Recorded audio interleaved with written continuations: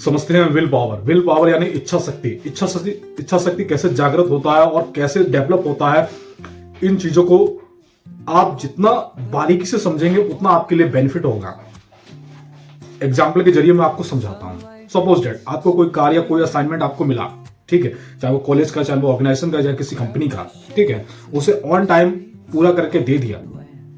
On time पूरा करके दे दिया सब कुछ अच्छे से, और किसी ने आपको उसको प्रेज कर दी, प्रशंसा कर दी, तारीफ कर दी, काम आपका बहुत ही अच्छा हुआ और ऑन टाइम पे हुआ। समझना आपको अब उसमें बारीकी से कैसे देखना है। जब आपको कोई काम दिया गया और आपने जो उस समय डिसीजन मेकिंग लिया इस काम को लेकर के, सर मैं इस काम को ऑन टाइम पे रिकॉर्ड पे पूरा करके दे दूंगा और अच्छे से डिलीवर कर दूंगा और सारी कंडीशन को पूरा कर करके उसमें जो पैरामीटर्स दिए गए हैं और उनको पूरा करके आपने अचीवमेंट करके सारी कंप्लीट करके दे दिया और उनको भी अच्छा लगा, तो वहां से आपकी इच्छा शक्ति जागृत हुई। और इच्छा शक्ति डेवलप कैसे होती है इसको डिटेल में समझते हैं।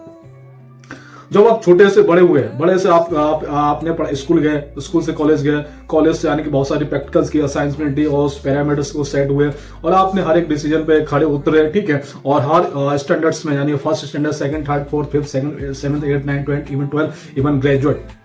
और हर स्टैंडर्ड में आपने फर्स्ट गेन किया, सेकंड गेन किया, जो भी किया आपने क्या कहते हैं क्वालिफिकेशन के अकॉर्डिंग या अपने नॉलेज के अकॉर्डिंग, स्किल्स के अकॉर्डिंग, वो सारे आपको क्या हुआ, बैकएंड में आपको मजबूत बनाते गए, धीरे धीरे आपको मजबूत बनाते गए। भले आपने उन चीजों को गौर नहीं किया, लेकिन वो चीजें आपको धीरे धीरे मजबूत बनाते गया और वहां से वो चीजें आपको एक डिसीजन मेकिंग, एक मैच्योर इंसान, एक अंडरस्टैंडिंग, एक केयरिंग इंसान बनाने में आपको सफल हुआ। जैसे किसी ऑर्गेनाइजेशन में आप डिसीजन लिए, काम ऑलरेडी, बहुत से लोग इंटरव्यू देते रह जाते हैं, करीब 6 महीने साल भर तक उनको जॉब नहीं मिलती है। और बहुत से लोग क्या कहते हैं जॉब तो मिल जाती है लेकिन जॉब में स्टेबिलिटी नहीं ले पाते हैं,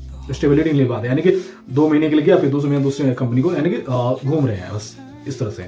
तो इच्छा शक्ति, जब भी आप विल पावर